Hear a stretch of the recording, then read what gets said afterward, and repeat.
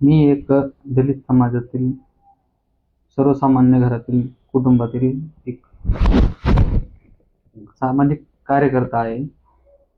त्याच अनुषंगाने मी सगळ्या गोष्टी सर्व नेत्यांशी भेटणं, समाजातील काही प्रश्न, अडचणी मांडण्याचा प्रयत्न मी करत असतो. त्या अनुषंगाने साहेबांशी पण त्याच गोष्टीवर भेटणं, हे आज नाही, एक सामाजिक न्यायमंत्री असतापासूनचे माझे आणि साहेबांचे चांगल्या प्रकारे संबंध आहेत. त्यांच्याकडे प्रश्न मांडणं, समाजातील प्रत्येक माणसांचे हे करणं, त्या गोष्टी मी बरेच वेळेस केलेल्याच आहेत. ते काय आज नाही भेटत. त्यातच असंच एक प्रसंग त्या दिवशी आम्ही भेटलो होतो. त्या भेटण्याचा संदर्भ कदाचित त्यांनी हत्या षडयंत्राचं नाव देऊन त्या भेटण्याचा संदर्भ लावला. तर त्या ह्या संदर्भासाठी माझं आणि त्या संदर्भाचा काहीच संबंध नाही षडयंत्राचा. ह्याच्यामध्ये आम्ही फक्त एक दलित म्हणून मला नाव घुसपटतंय, की कोणत्या गोष्टीच्या आधारे मला हे अप्रोच करायचा प्रयत्न करता येतं, हे माझ्या अजून लक्षात नाही आलेलं. जी पण काही चौकशी असेल, त्या चौकशीला मी आज पण सामोरे जायला तयार आहे, जशा पद्धतीने. गरुडचा आणि तुझा संबंध आहे? गरडचा माझा अर्थार्थी कोणताच संबंध नाहीये. त्याला त्याचे मी मी म्हणतोय त्याला पण चौकशी करा, माझी चौकशी करा.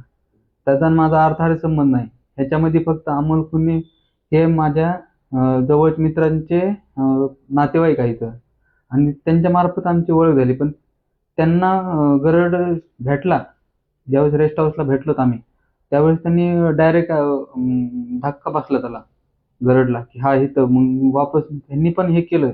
आम्हाला पण आश्चर्य नंतर वाटलं, कारण की आम्हाला तोपर्यंत माहित नव्हता गरड हा कोण आहे म्हणून.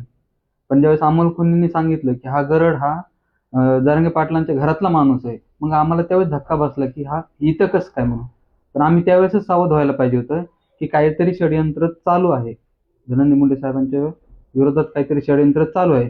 पण आम्ही एवढं त्याला लाईटली घेतलं, एवढं काही पुढे विषय बोललो नाही तो, आणि तिथून आम्ही आमचं निघून आलो होतो.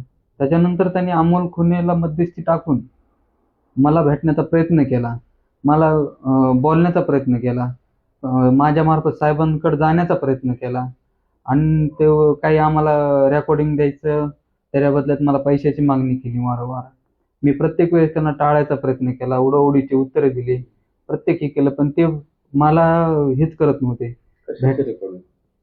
ते काही त्यांच्याकडं काही जरांगे पाटलांनी कोणासोबत काही बोलल्याचे आहेत, की कोणत्या गोष्टीच्या बऱ्याच त्याच्यामध्ये प्रमाणामध्ये आहेत त्या, तर ते मी ऐकल्या नाहीत, किंवा मी पुढं काही बोललो पण नाही साहेबांना ह्या विषयावर.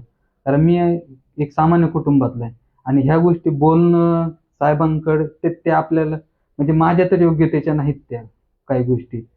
तर मग मी काही पुढं बोललोच नाही. तिथला विषय तिथंच थोपविला. पण आम्ही काही न केल्यामुळे गरुडनी आमच्या सर्वांना ह्याच्यामध्ये अडकवण्याचा प्रयत्न केलाय. हे काय कट रचना म्हणजे काय नेमकं?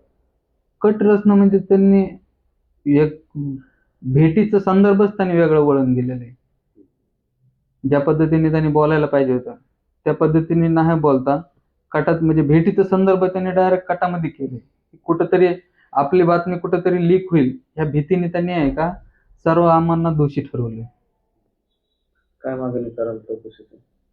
जी पण काही चौकशी असेल, नार्को टेस्ट असेल, सीबीआय चौकशी असेल, तर मी पूर्णपणे, माझा मोबाईल आहे, त्या पद्धतीने मी पूर्णपणे सामोरे जायला तयार आहे.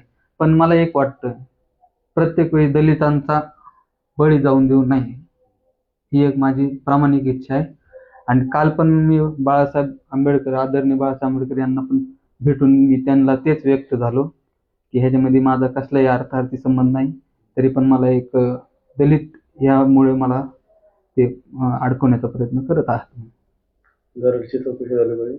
गरडची 100% चौकशी झाली पाहिजे. गरड हा सगळ्यात मूळ गरडच आहे.